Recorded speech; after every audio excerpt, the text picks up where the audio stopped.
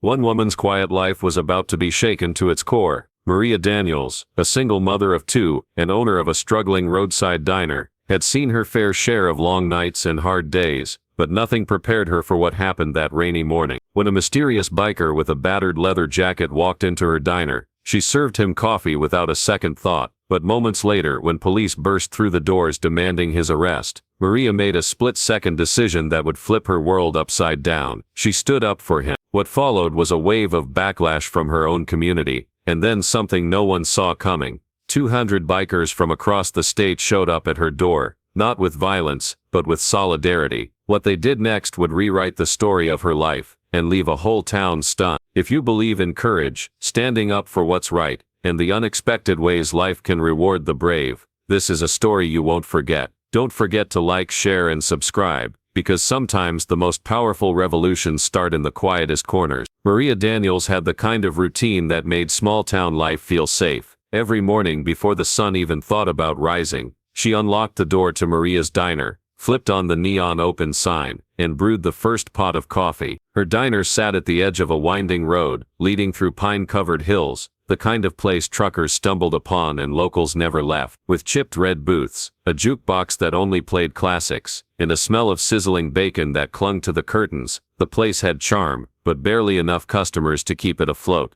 Maria was used to handling things on her own. Raising two kids after her husband disappeared years ago had taught her resilience. She smiled through the fatigue, listened more than she spoke, and always had an extra plate ready for anyone who walked in with hungry eyes and empty pocket. That Wednesday morning, the rain came down hard, thick, cold sheets that blurred the view from the windows. She was wiping down the counter when the bell above the door jingled. In stepped a man who didn't belong. He was soaked, water dripping from the edge of his black leather jacket. His beard was thick, a streak of silver cutting through the black like a lightning bolt. Tattoos crawled down both arms, skulls, flames, and something that looked like an angel's wings wrapped in chains. He didn't smile, didn't speak at first, just looked around like he was weighing something. Then in a low, gravelly voice he said, "Black coffee, no cream, no sugar." Maria gave a small nod, poured the coffee and slid it across the counter. The man took it to the far corner booth, sitting with his back to the wall. He didn't look at his phone, he didn't even touch the menu, just sipped his coffee and stared at the window like he was waiting for something,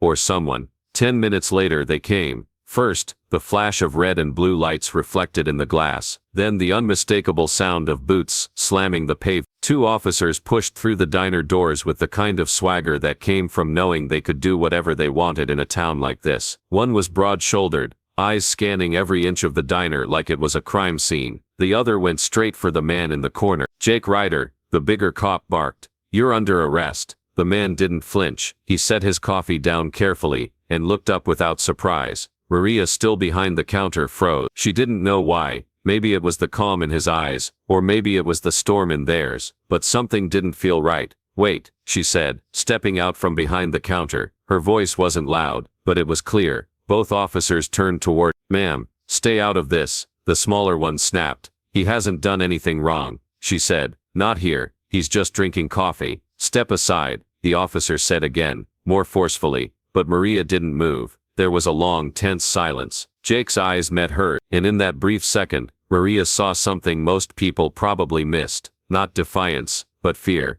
Not the kind of fear you see in criminals, but the kind of fear that belongs to someone being hunted for something they didn't do. The officer reached for his cuffs. Maria's jaw tightened. "You're not arresting him in my diner without telling me why," she said. The big cop's lip curled. "This isn't your concern. It is now." The rain beat harder against the windows. Jake still hadn't moved. Neither had the officer. And Maria, against every instinct, against every quiet rule she'd followed for years, was standing in the line of fire, and she had no idea what was about to happen next. The diner had never felt so still. By the time the police left, the rain had slowed to a quiet drizzle, but the unease in the air lingered like smoke after a fire. Jake Ryder remained in his booth, his hands wrapped around the now empty mug of black coffee. Maria had closed the blinds, flipped the sign to closed, and turned off the kitchen lights, but something about him sitting there made her hesitate before locking the door. She was wiping down the counter in slow, deliberate circles when his voice broke the silence. "I figured they'd show up eventually," he said, not looking at her. Maria glanced over, but didn't speak. She could feel the tension still coiled in the room like a snake that hadn't struck yet. He stood, stretched his back with a quiet groan, and walked to the counter. Rain dripped from his jacket, pooling around his boots. "I'm not who they say I am," he said, quieter this time. "At least not anymore." Maria looked him in the eye now. "Then who are you?" He paused. His eyes weren't threatening. If anything, they were tired, like they carried the weight of 100 storms. "I used to ride with the Hells Angels," he said, his voice low and honest. "Back when I was younger, thought it meant freedom, brotherhood. It was more than that. It was survival for guys like me, who didn't have a place in the world. But things changed." Maria said nothing. She wiped her hands on a towel, and leaned slightly on the counter. She didn't know what she expected him to say, but she didn't expect what came next. "My little brother Nate was my only family. I brought him into the club after he lost his job. He wasn't cut out for it. Too kind, too trusting. Got caught in the middle of a bad deal between two chapters. He wasn't even involved, just in the wrong place." His voice cracked just enough for Maria to notice. "They shot him. Didn't even look twice." Maria's throat tightened. She didn't know this man, but she recognized grief when she saw it. "That night, I left. I burned the cadet, the patch jacket, swore I'd never ride for blood again. Now I just ride for peace. And for him." Jake reached into his jacket and pulled out a thin silver chain. On the end was a small dog tag. He set it on the counter. "Nate's," he said. "I keep him with me." Maria glanced at the tag, then back at Jake. Her defenses softened, just a little. The man she had seen walk through her doors with a storm in his shoulders, now looked more like a man trying to outrun the past. She nodded slowly. "You hungry?" He managed a faint smile. "Not really, just needed somewhere quiet." She poured him a fresh cup of coffee anyway. They sat in silence for a while, not quite friends, not quite strangers anymore. Jake eventually slid a crisp $100 bill across the counter. "For the trouble," he said. "It's just coffee," Maria replied. "No," he said, "it's more than." He left just after midnight, the roar of his bike echoing into the hills, like a lonely hymn. Maria locked the doors, turned off the lights, and stood for a moment in the dark. She thought that would be the last she saw of Jake Ryder, but it wasn't. The real story was only just beginning. By sunrise the next morning, the air in town had changed. It wasn't just the damp chill left behind by the rain. It was something colder, something unspoken. Maria noticed it first in the way the regulars avoided her gaze. At 6:15, Hank Willis, who ordered the same ham and cheddar omelet every Thursday for the past 5 years, walked in, looked around, and then turned right back out, without a word. By 7 the coffee pot was still full, and the diner was eerily quiet. She was scrubbing down an already clean table when the bell above the door rang. Sheriff Macklin strolled in like he owned the place, boots muddy, hat low over his brow, sunglasses still on despite the cloudy skies. He didn't order anything. "You made a mistake sticking your nose where it don't belong," he said, not even pretending to be friendly. Maria stiffened behind the counter. "He didn't do anything wrong here." Macklin leaned in slightly. "You know who that man is? He's trouble. Always has been. Always will be. You think you did something noble? You just invited fire into your kitchen." She didn't flinch. "I stood up for a man being treated like a criminal before I saw proof. That's not fire. It's fairness." The sheriff chuckled without humor. "Fairness," he repeated. "Let's see how far that gets you." And with that he tipped his hat, turned and walked out. That afternoon she got a call from Granger's Feed Supply. They were canceling the catering for their Saturday event. "Nothing personal, Maria," the owner mumbled. "Just keeping things quiet." That night, she found her front tires slashed. Her kids, Lucas and Emma, watched from the living room window as she crouched with a flashlight and a sigh, trying to figure out how much it would cost to fix them. "Did you do something wrong?" Lucas asked, standing in the doorway, clutching his backpack. Maria looked up. His eyes were big, confused. He was only 9, but already old enough to sense tension in the air. "No," she said, rising slowly. "I did something right, but it didn't feel like it. Not with the whispers in town, not with the empty booths, not with the slow death of her business in the span of just 3 days." By Friday morning, only 2 customers came through the door. One was a trucker passing through who didn't know better. The other was Clancy, who paid in coins and left without speaking. The coffee pot hissed pointlessly on the warmer, and Maria stood behind the counter, wondering how long she could keep the doors open. And then at 2:17 p.m., something happened that made the hair on her arms stand up. A low rumble rolled through the floor. At first, she thought it was thunder, but the sky was clear. Then she heard it. Engines. Dozens of them, roaring, approaching. She stepped outside. From down Main Street, A line of motorcycles stretched as far as the eye could see, chrome glinting in the sun, black leather jackets, helmets tucked under arms, biker after biker riding in tight formation, their presence heavy and unmistakable. They weren't loud to cause fear, they were loud to make a statement. Maria's heart thudded in her chest. People came out of stores, watched from behind curtains. Whispers turned to wide-eyed stares. The bikes slowed. One by one they pulled into her lot, engines silenced, boots hit pavement, and at the front of the pack, climbing off his bike was Jake Ryder. He nodded to her just once. She didn't know what to say, but it didn't matter. They were here, and they weren't going anywhere. The roar of engines still echoed against the shop windows and faded brick buildings of Main Street as the bikes rolled to a stop outside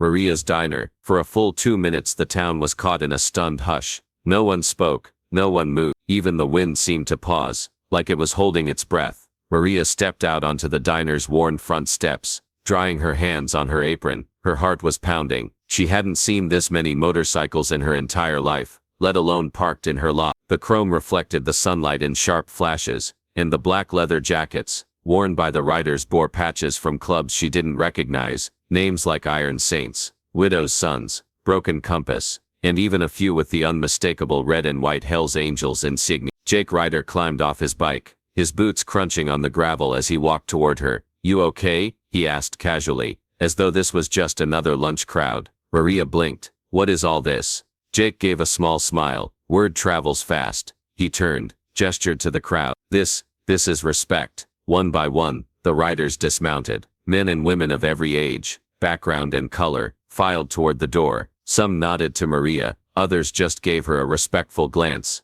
As they stepped inside, there were no shouts, no chaos, just the sound of doors opening, chairs scraping against the floor, and orders being placed with gratitude and quiet loyalty. Inside, the atmosphere was electric, every booth filled in minutes. The counter stools were claimed, folding chairs were pulled from saddlebags outside to make room. Riders laughed, told stories, passed plates around like they were at a family reunion. A tall woman in aviator sunglasses and a vest, reading Vice President. Steel Roses approached Maria. At the register, she extended her hand. "We heard what you did," she said. Her voice was warm, but steady. "Standing up to dirty law for someone trying to walk straight, that matters. A lot of people talk big about loyalty. You lived it." Maria shook her hand, still trying to take it all in. "I didn't do it for attention," she said softly. "Exactly," the woman replied. "That's why we're here." The orders came in non-stop. Burgers, fries, pies, pancakes, chili and coffee by the gallon. Maria's staff, just her and one part-time high schooler, scrambled behind the counter, laughing from sheer adrenaline and disbelief. Maria hadn't seen the kitchen this busy since, well, maybe ever. Plates were cleared, seconds were ordered, and when the check came, not a single person let her undercharge them. Some tossed in $50 bills for $10 meals, others dropped cash in the tip jar until it overflowed. By the end of the day, Maria counted more in the register than she'd made in the last 3 weeks combined. The part-time server left with a tip envelope so fat she nearly cried, and it wasn't just the money, it was the message. Outside, townspeople watched from behind curtains. Some snapped photos with their phones, others whispered, confused and maybe even a little ashamed, because these weren't the monsters the sheriff had warned them about. These were people, families, friends, and they came not to intimidate, but to uplift. Jake walked up to her one last. The rumble of motorcycles no longer startled the town. Over the weeks that followed, the noise became a comfort, a signal that something special was happening at Maria's diner. But it wasn't about loud engines or leather jackets anymore. It was about quiet acts of kindness that the town could no longer ignore. Every morning, 2 or 3 bikes would roll in, not hundreds like that first ride, but enough to fill a few booths. The bikers didn't flash attitude or ask for special treat. They ordered coffee, ate respectfully, tipped generously, and left with nods and handshakes. Some stayed longer, helping where they could, fixing a wobbly step on the porch, cleaning up the alley out back. One Saturday, Maria came out to find 3 men replacing the broken fence behind the diner. They'd brought their own tools, didn't say a word, just nodded when she asked what they were doing. "Little thank you," one of them said simply. It didn't stop there. When Maria's kids, Lucas and Emma, came home with worn-out backpacks and busted sneakers, 2 biker women showed up the next day with brand new supplies, notebooks and even a few toys. "Just tell them it's from some friends on the road," one of the women said with a smile. Maria was stunned. This wasn't charity, it was solidarity. And Jake, he became more than just a face behind a coffee mug. He was around often, not to linger, but to lend a hand. He helped repaint the diner's weathered sign, climbing up on a ladder while Maria held it steady below. The new lettering read Maria's Diner, home of the brave brew, and Jake made sure the red and white paint gleamed like a badge of honor. "You ever think about changing the name?" Jake had asked as he rolled a brush through the fresh paint.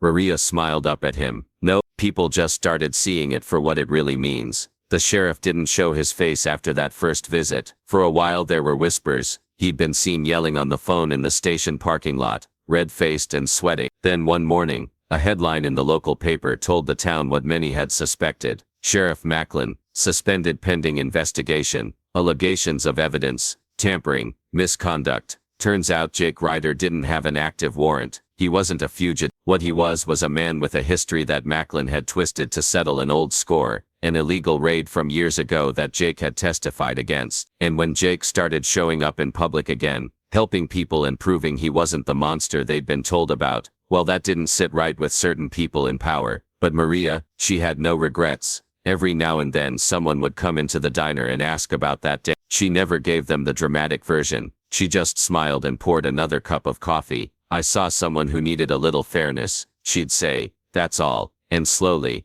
the town changed. A few former regulars came back in, sheepish but hungry. People who had looked away started looking closer, and for the first time in a long while, Maria didn't feel like she was just surviving. She was living. The booths were full more often than not. The register wasn't as empty. And most importantly, Maria's kids laughed louder, slept better, and held their heads higher. Turns out standing up for what's right doesn't make you weak. It makes you remembered. It makes you respected. It makes you unstoppable. And in one quiet diner, at the edge of a winding road, a single mom with a strong heart served justice, one cup of coffee at a time. Maria's Diner was never meant to be anything more than a way to feed her kids and keep the lights on. Just pancakes, coffee, and the kind of quiet place where people came to be left alone. But after that one rainy morning, something changed. The building didn't grow, the food didn't change, but the spirit of the place did. The diner became a symbol not just of survival but of courage. People didn't come just for the food anymore. They came because they'd heard the story.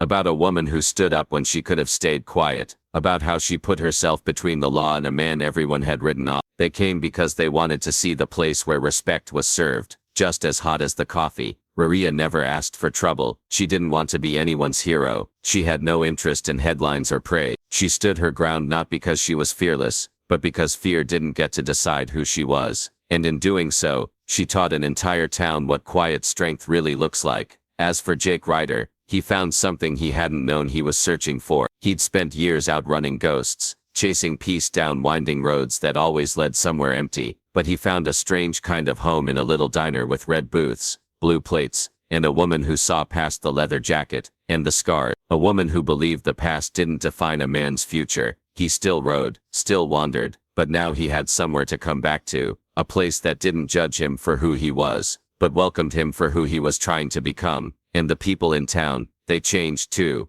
Bit by bit, they learned that sometimes the stories you've been told about someone don't match the truth, that sometimes it takes just one act of decency to shine a light in a place that's grown far too used to shadows. The diner didn't become a landmark because of what happened. It became one because of who stood up when it mattered. Sometimes the loudest engines carry the quietest truths. In a world that often tells us to look the other way, one act of quiet bravery can echo louder than 1,000 voices. Maria Daniels didn't have a badge, a title, or back. She had heart, and that was enough to turn a moment of fear into a movement of respect. Jake Ryder wasn't looking for redemption, but he found it in a place no map could mark. And a town that once whispered in fear now tells a different story, one of change, courage, and second chances. If this story moved you, hit like, share, and subscribe to support more real and fictional tales that remind us of what it means to be human. And we want to hear from you. What would you do if 200 bikers showed up at your door? Would you open it? Would you stand your ground? Drop your thoughts in the comments. You never know who might be listening or riding.